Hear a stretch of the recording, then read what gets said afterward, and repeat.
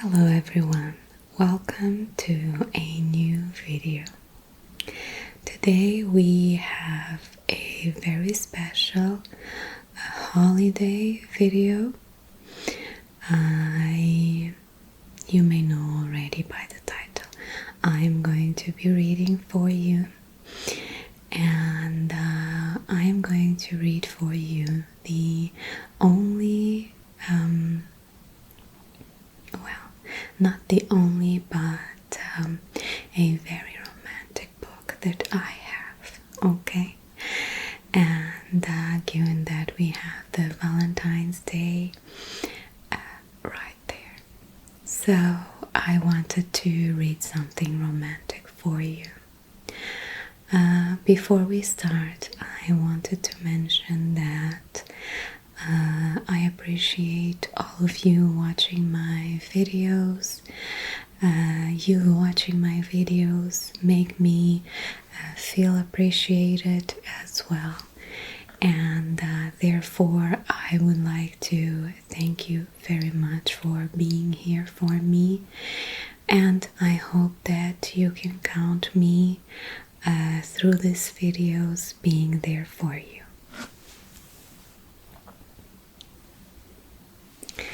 Thank you so much. Now, let us stop with all the blushing things and go to what matters. So, I have this book for us today.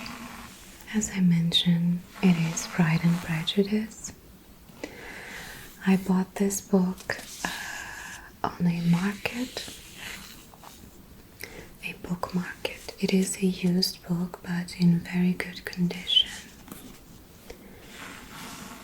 And again, I bought it because I really like the type of cover that it has. Yes, I did judge the book by its cover, but it's so pretty. Look at this. I would prefer it not to be yellow, but oh well, nothing's perfect, right?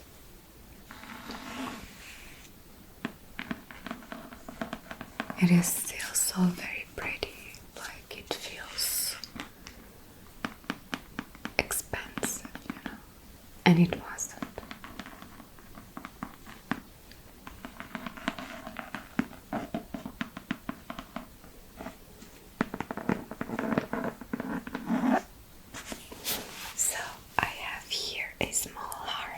For you, and before I ramble any longer, let me just start, okay?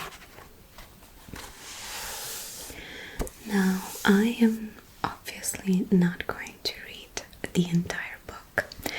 Unfortunately, as much as I would like to do that for you, life happens and I don't have time. It's just as simple as that. But I'm going to read a couple of chapters that I find funny and again a little bit revealing about the book, about the story. Obviously, spoiler alert. Yeah. If you don't want to hear it, please do find another video to watch. But anyway, as I promised, I'm not going to ramble anymore, so let me start, okay? Chapter 10. More than once did Elizabeth, in her ramble within the park, unexpectedly met Mr. Darcy. She felt all the preservedness of the mischance that should bring him whereto no one else was brought, and to prevent its ever happening again, took care to inform him at first that it was a favourite haunt of hers. how it could occur a second time, therefore, was very odd. Yet it did, and even third. It seemed like willful ill nature or a voluntary penance. For on these occasions it was not a merely few formal inquiries and an awkward pause and then away. But he actually thought it necessary to turn back and walk with her. He never said a great deal, nor did she give herself the trouble of talking or of listening much. But it struck her in the course of their third rencounter that he was asking some odd, unconnected questions about her pleasure in being in Hansford, her love of solitary walks, and her opinion of Mr. and Mrs. Collins' happiness. And that in speaking of Rosings and her not perfectly understanding the house, he seemed to expect that whenever she came into Kent again, she would be staying there too. His words seemed to imply it. Could he have Colonel Fitzwilliam in his thoughts? She supposed if he meant anything, he must mean an allusion to what might arise in that quarter.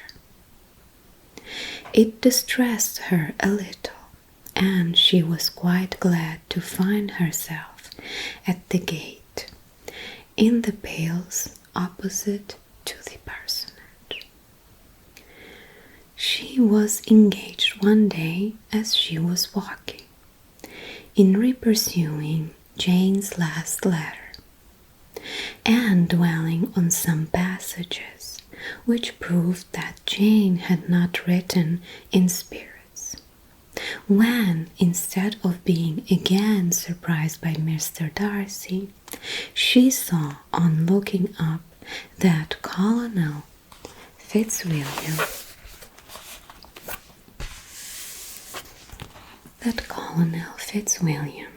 was meeting her. Putting away the letter immediately and forcing a smile, she said, "I did not know before that you ever walk this way." "I have been making the tour of the park," he replied, "as I generally do every year, and intended to close it with a call to the parsonage. Are you going much farther?" "No, I should have turned in a moment." And accordingly she did turn, and they walked towards the parsonage together. "Do you certainly leave Kent on Saturday?" she said. "Yes, if Darcy does not put it off again. But I am at his disposal. He arranges the business just as he pleases. And if not able to please himself in the arrangement, he has at least great pleasure in the power of choice. I do not know anybody who seems more to enjoy the power of doing what he likes than Mr. Darcy. He likes to have his own way very well," replied Colonel Fitzwilliam, "but so we all do. It is only that he has better means in having it than many others, because he is rich, and many others are poor. I speak freely, A younger son, must be inured to self-denial and dependence. In my opinion, the younger son of an earl can know very little of either. Now, seriously, what have you ever known of self-denial and dependence? When have you been prevented by want of money from going wherever you choose, or procuring anything you had a fancy for? These are home questions, and perhaps I cannot say that I have experienced many hardships of that nature. But in matters of greater weight, I may suffer from the want of money. Younger sons cannot marry where they like, unless where they like women of fortune, which I think they very often do. Our habits of expense make us too dependent, and there are not many in my rank of life who can afford to marry without some attention to money.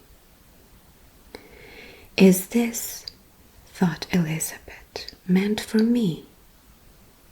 And she colored at the idea, but recovering herself, said in a very lively tone, "And pray, what is the usual price of an earl's youngest son? Unless the elder brother is very sickly, I suppose you would not ask above 50,000 pounds. He answered her in the same style, and the subject dropped. To interrupt a silence which might take him fancy her affected with what had passed, she soon afterwards said, "I imagine your cousin brought you down with him chiefly for the sake of having somebody at his disposal. I wonder he does not marry to secure a lasting convenience of that kind. But perhaps his sister does as well for the present, and as she is under his sole care, he may do what he likes with her." "No," said Colonel Fitzwilliam, "that is an advantage which he must divide with me. I am joined with him in the guardianship of Miss Darcy." "Are you indeed? And pray what sort of guardians do you make? Does your change give you much trouble? Young ladies of her age are sometimes a little difficult to manage, and if she has the true Darcy spirit, she may like to have her own way." As she spoke, she observed him looking at her earnestly, and the manner in which he immediately asked her why she supposed Miss Darcy likely to give them any uneasiness convinced her that she had somehow or other got pretty near the truth. She directly replied, "You need not be frightened. I never heard any harm of her, and I dare say she is one of the most tractable creatures in the world. She is very great favourite with some ladies of my acquaintance, Mrs. Hurst and Miss Bingley. I think I have heard you say that you know them. I know them a little. Their brother is a pleasant gentleman-like man. He is a great friend of Darcy's. Oh yes, said Elizabeth dryly. Mr. Darcy is uncommonly kind to Mr. Bingley, and takes a prodigious deal of care of him. Care of him, yes, I really believe Darcy does take care of him in those points where he most wants care. From something that he told me in our journey hither, I have reasons to think Bingley very much indebted to him, but I ought to beg his pardon, for I have no right to suppose that Bingley was the person meant. It was all conjecture.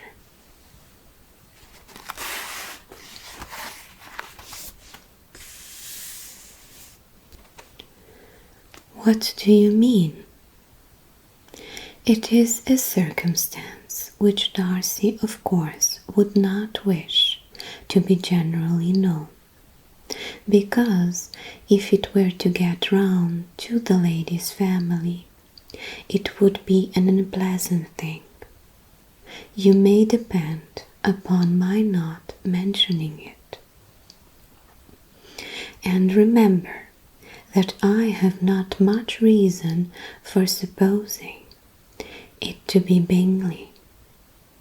What he told me was merely this, that he congratulated himself on having lately saved a friend from the inconveniences of a most imprudent marriage, but without mentioning names or any other particulars, and I only suspected it to be Bingley because, believing him the kind of young man to get into a scrape of that sort, and from knowing them to have been together the whole of last summer.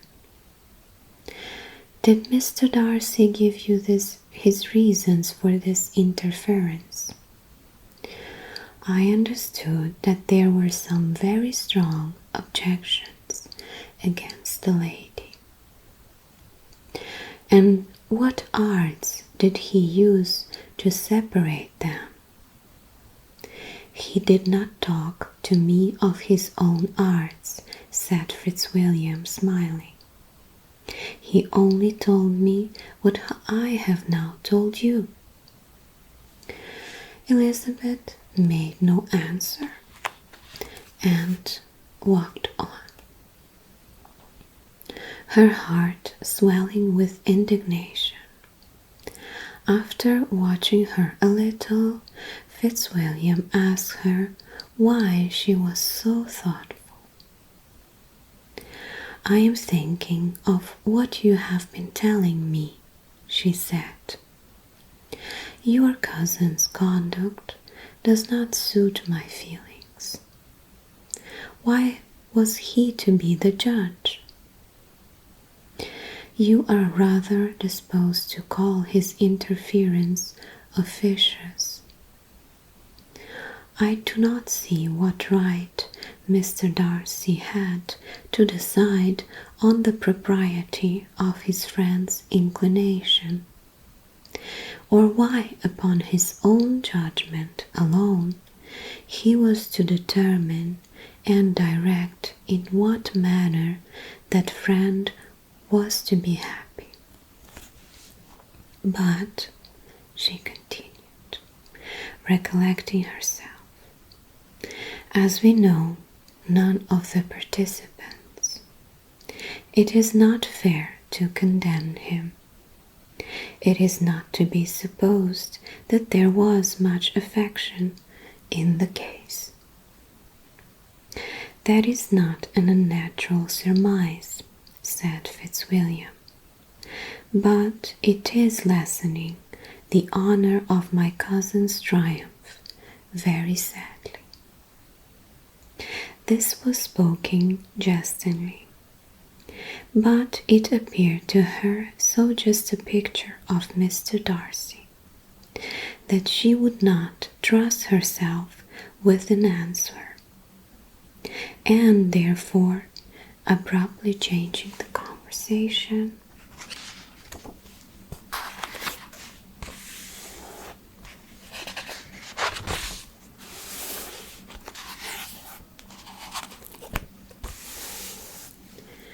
talked on in different matters till they reached the parsonage.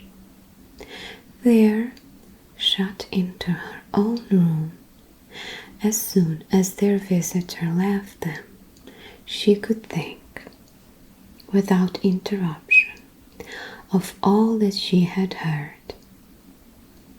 It was not to be supposed that any other people could be meant than those with whom she was connected.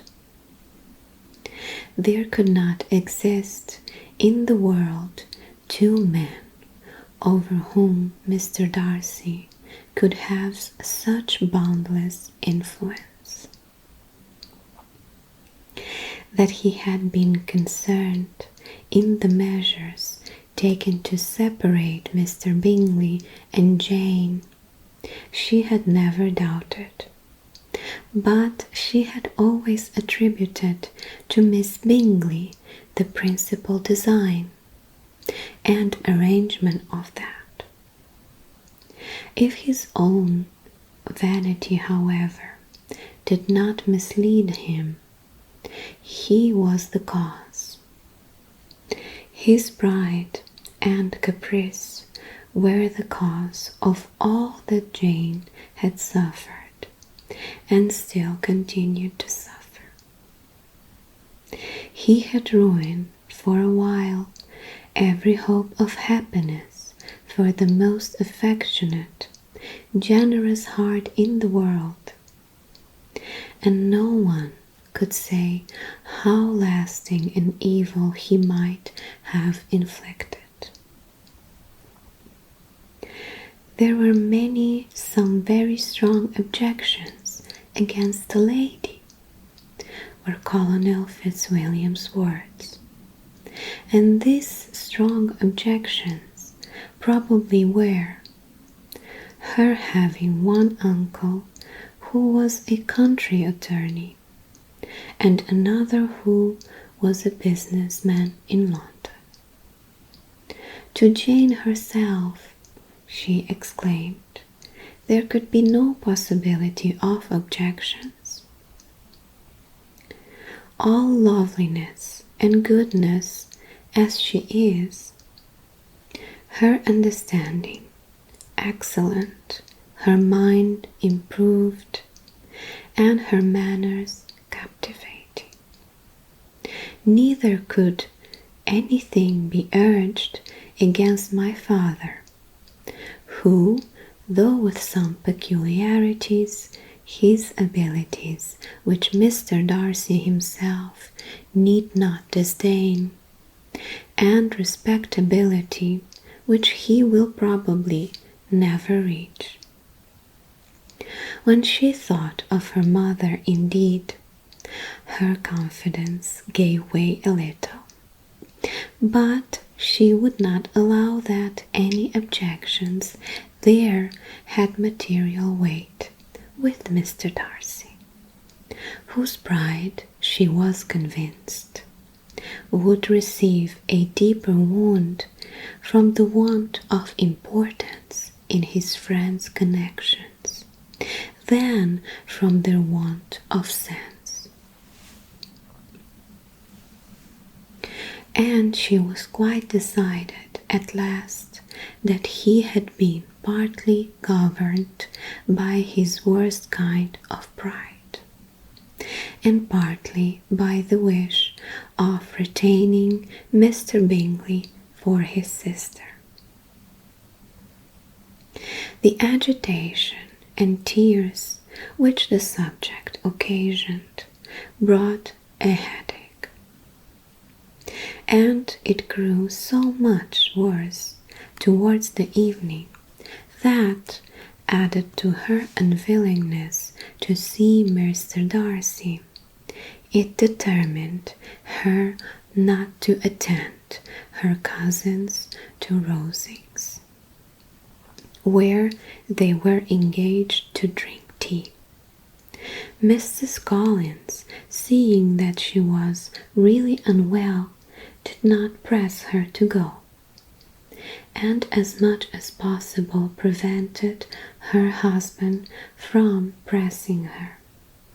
But Mr. Collins could not conceal his apprehension of Lady Catherine's being rather displeased by her staying at home.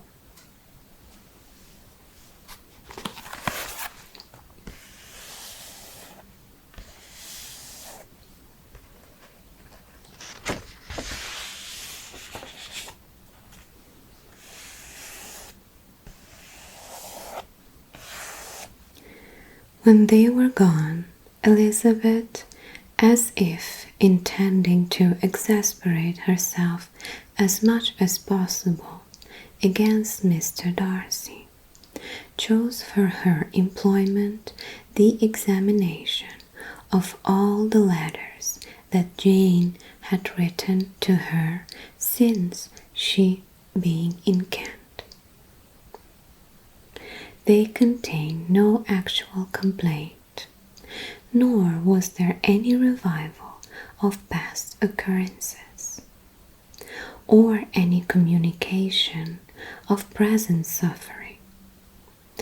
But in all, and in almost every line of each, there was a want of that cheerfulness which had been used to characterize her style, and which, proceeding from the serenity of a mind at ease with itself, and kindly disposed towards everyone, had been scarcely even clouded.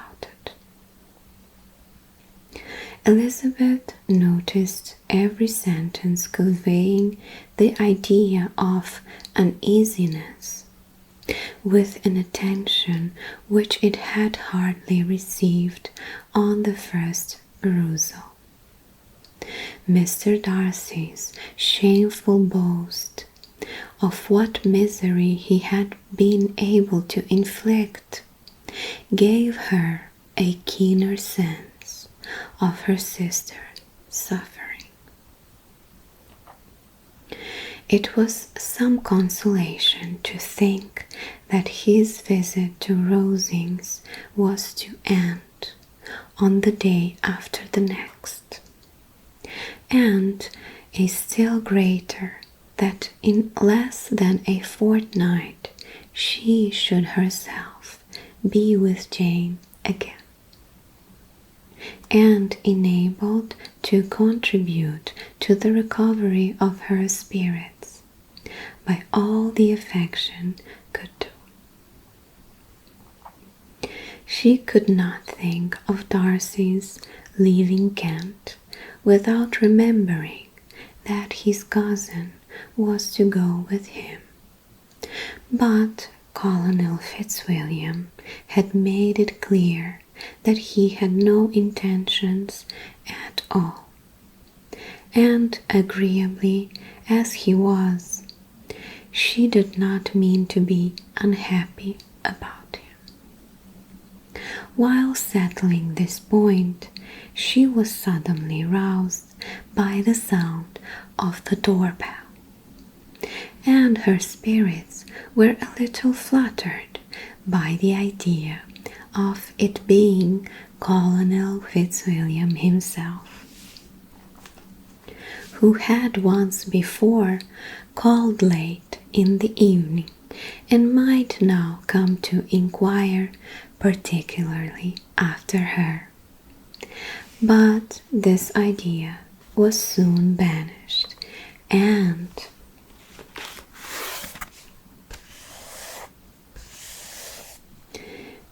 her spirits were very differently affected when, to her utter amazement, she saw Mr. Darcy walk into the room. In a hurried manner, he immediately began an inquiry after her health, imputing his visit to a wish of hearing that she were better. She answered him with cold civility. He sat down for a few moments, and then getting up, walked about the room. Elizabeth was surprised, but said not a word. After a silence of several minutes, he came toward her in an agitated manner, and thus began. In vain have I struggled. It will not do. My feelings will not be repressed. You must allow me to tell you how ardently I admire and love you. Elizabeth's astonishment was beyond expression. She stared, colored, doubted, and was silent. This he considered sufficient encouragement, and the avowal of all that he felt and had long felt for her immediately followed. He spoke well, but there were feelings beside those of the heart to be detailed, and he was not more eloquent on the subject of tenderness than of pride. His sense of her inferiority, of its being a degradation, of the family obstacles which judgment had always opposed to inclination, were dwelt on with a warmth which seemed due to the consequence he was wounding,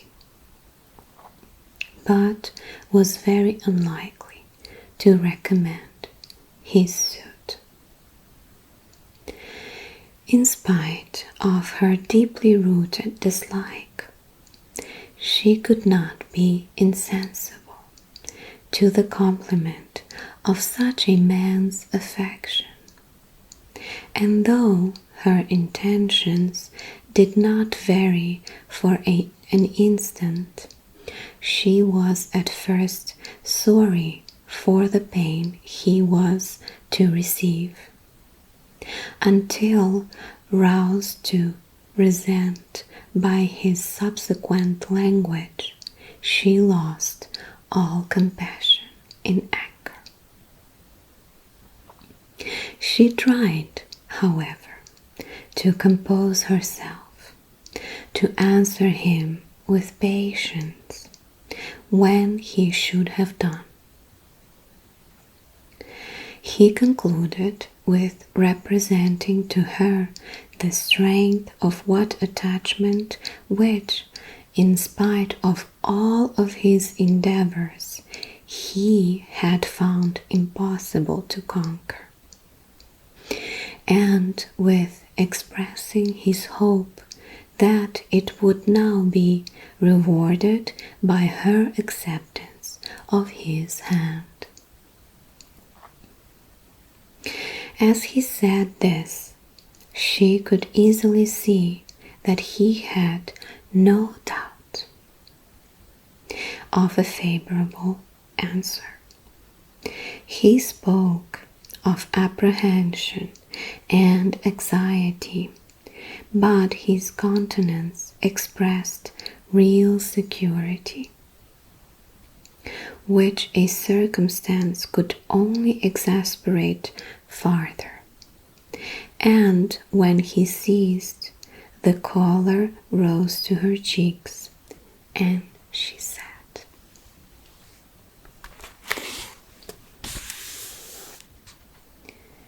In such cases as this, it is, I believe, the established mode to express a sense of obligation for which the sentiments avowed, however unequally they may be returned. It is natural that obligation should be felt, and if I could feel gratitude, I would now thank you. But I cannot. I have never desired your good opinion, and you have certainly bestowed it most unwillingly. I am sorry to have occasioned pain to anyone.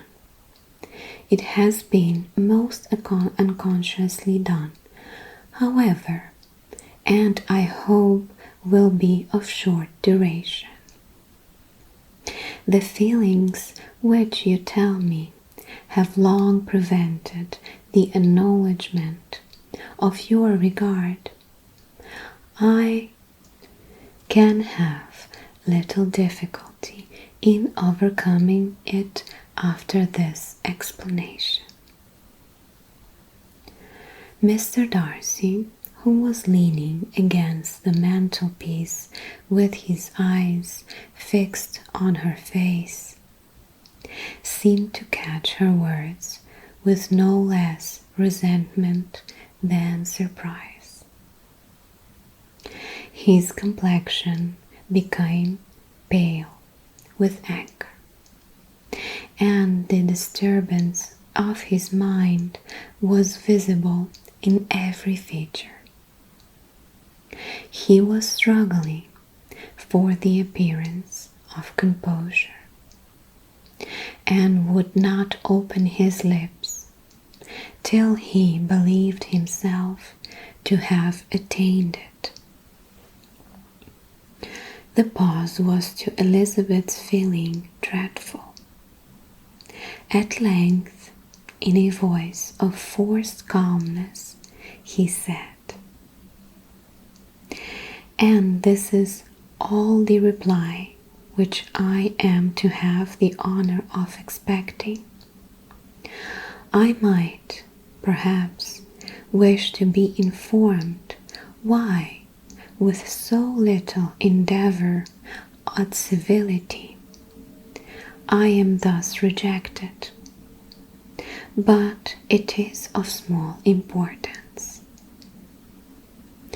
I might as well inquire," replied she, "why, with so evident a design of offending and insulting me, you chose to tell me that you liked me against your will, against your reason, and even against your character.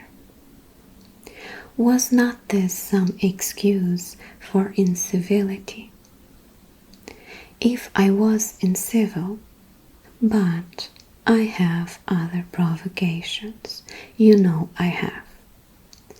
Had not my own feelings decided against you, had they been indifferent, or had they even been favorable, do you think that any consideration would tempt me to accept the man who has been the means of ruining, perhaps forever, the happiness of my most beloved sister?" As she pronounced these words, Mr. Darcy changed color, but the emotion was short, and he listened without attempting to interrupt her while she continued. I have every reason in the world to think ill of you. No motive can excuse the unjust and ungenerous part you acted there.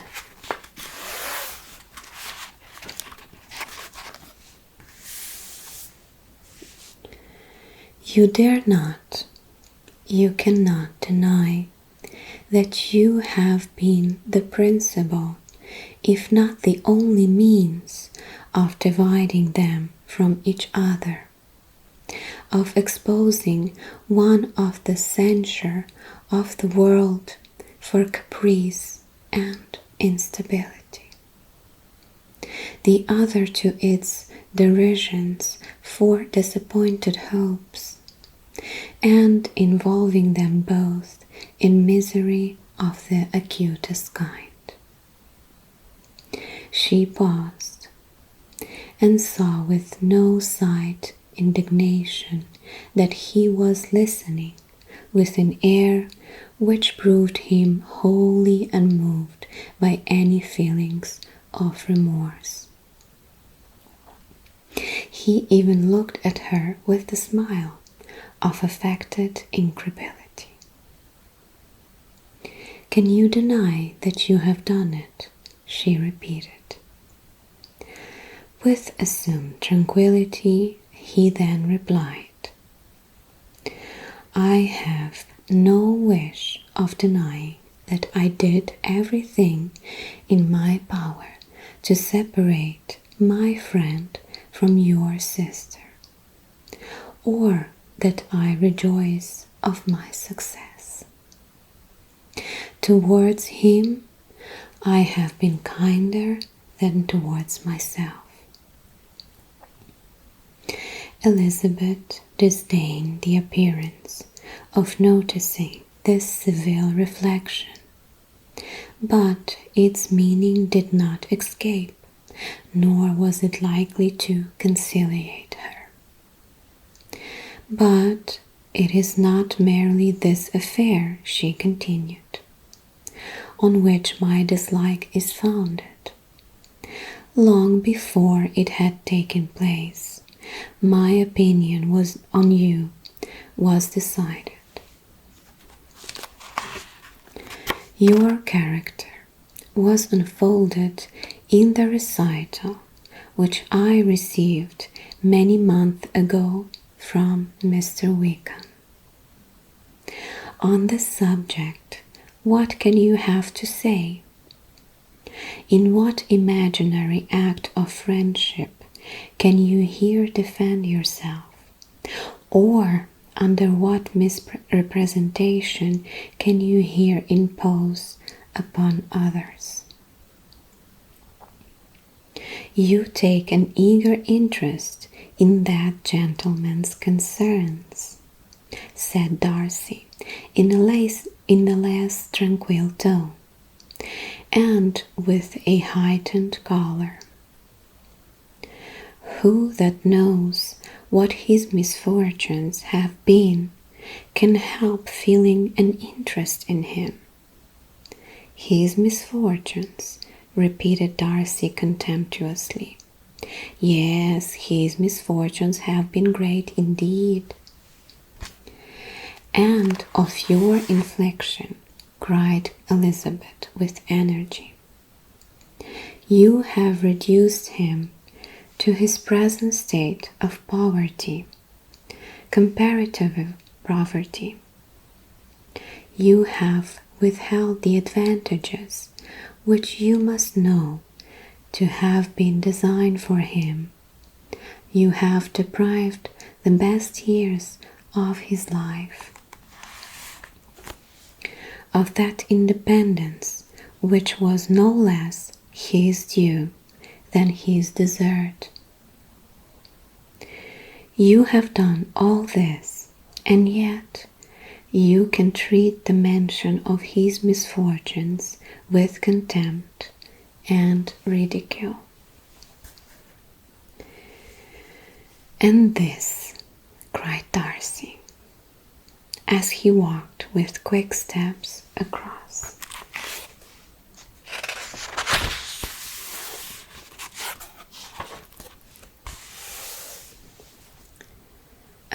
across the room is your opinion of me. This is the estimation in which you hold me. I thank you for explaining it so fully. My faults, according to this calculation, are heavy indeed.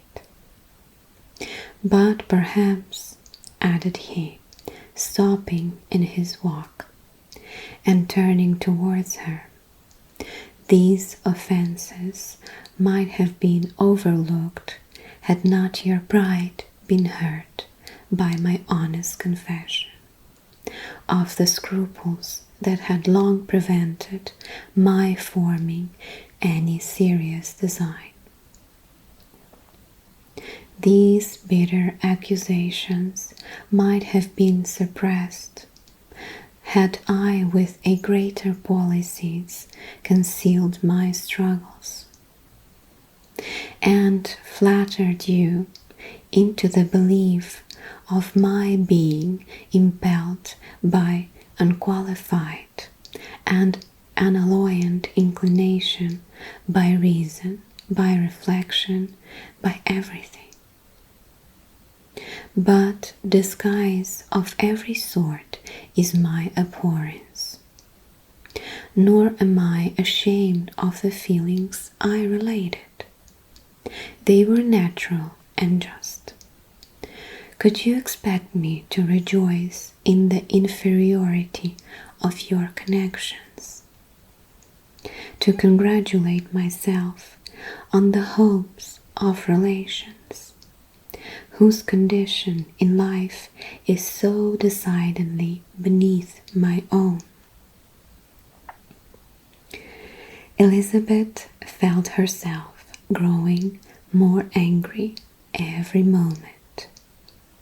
Yet she tried to the utmost to speak with composure when she said, "You are mistaken, Mr. Darcy, if you suppose that the mode of your declaration affected me in any other way, that as it spared me the concern which I might have felt in refusing you, had you behaved in a more gentlemanlike manner." She saw him start at this, but he said nothing, and she continued, "You could not have made me the offer of your hand in any possible way that would have tempted me to accept it." Again, his astonishment was obvious, and he looked at her with an expression of mingled incredulity and mortification.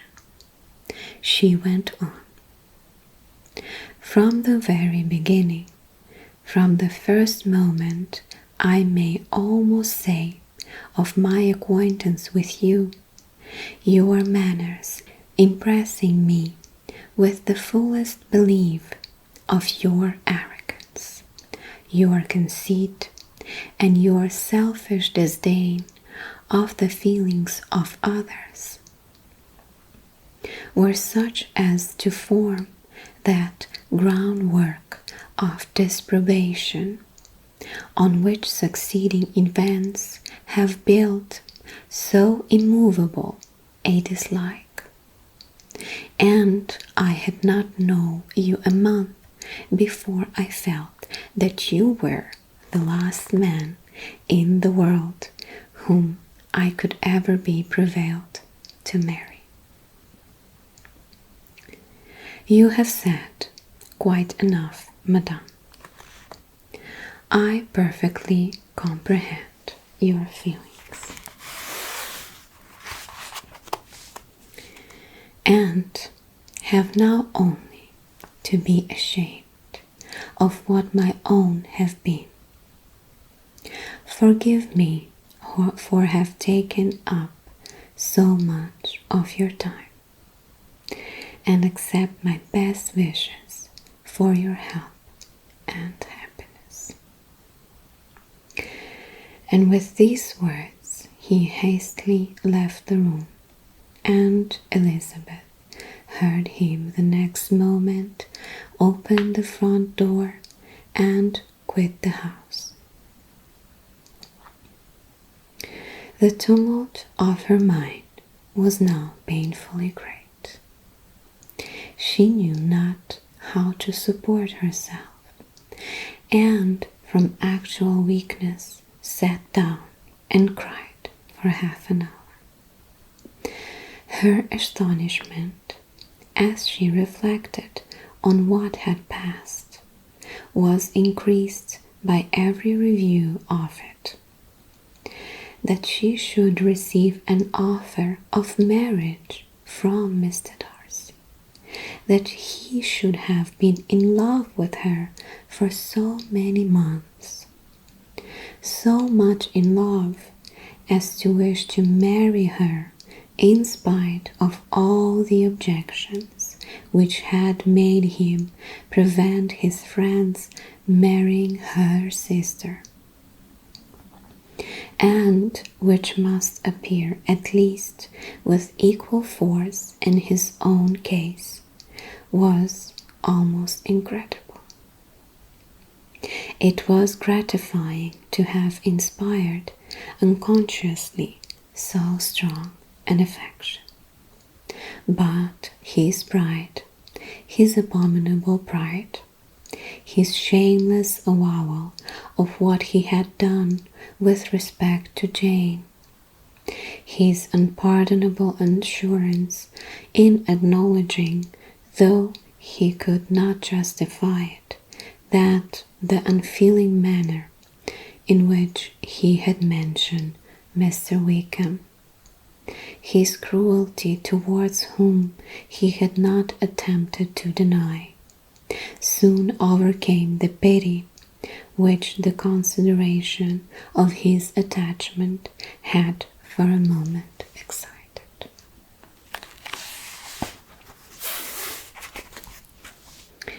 She continued in very agitating reflections until the sound of Lady Catherine's carriage made her feel how unequal she was to encounter Charlotte's observation, and hurried her away to her room.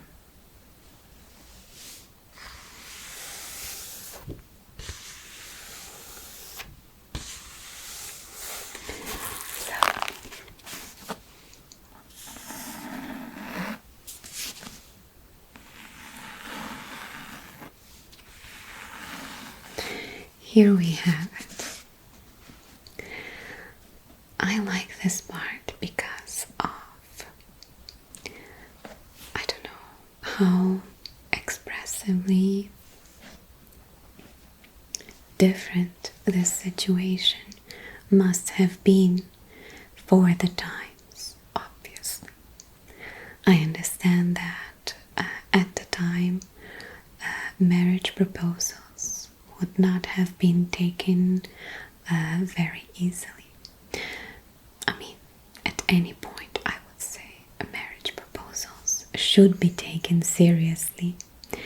But I love this scene because I feel like it is really charged with feelings and emotions, and yes, so the overall discrepancy in the type of feelings that both of them were having in that moment always make me admire this scene. And of course, the scene in the movie, it's one of my favorites for sure. In any case, I hope that you enjoyed this small share of romance for tonight, and I am very thankful again for you being with me today and in any other occasions. Thank you for everything, and I hope you have a good night.